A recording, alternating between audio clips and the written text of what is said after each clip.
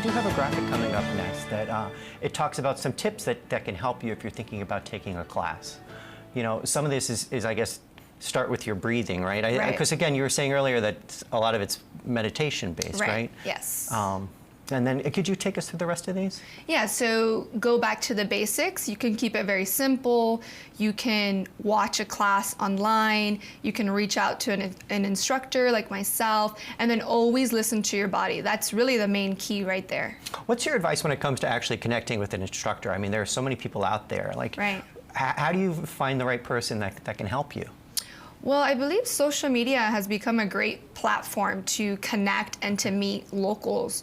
So you can go on to Instagram and find teachers in your neighborhood, and you can see on their page their style, if they're a true embodiment of what they're preaching and what they're teaching.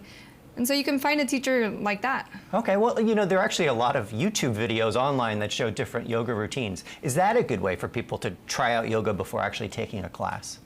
Yes, of course. Okay. Yeah, there's such great sources out there. Do you have a favorite? I know I'm putting you on the spot.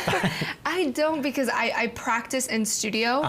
I like to have my teacher there in front of me, but I know there's several apps. I know there's Alo Moves, I believe is an app. So there's a lot of apps and websites and YouTube out there.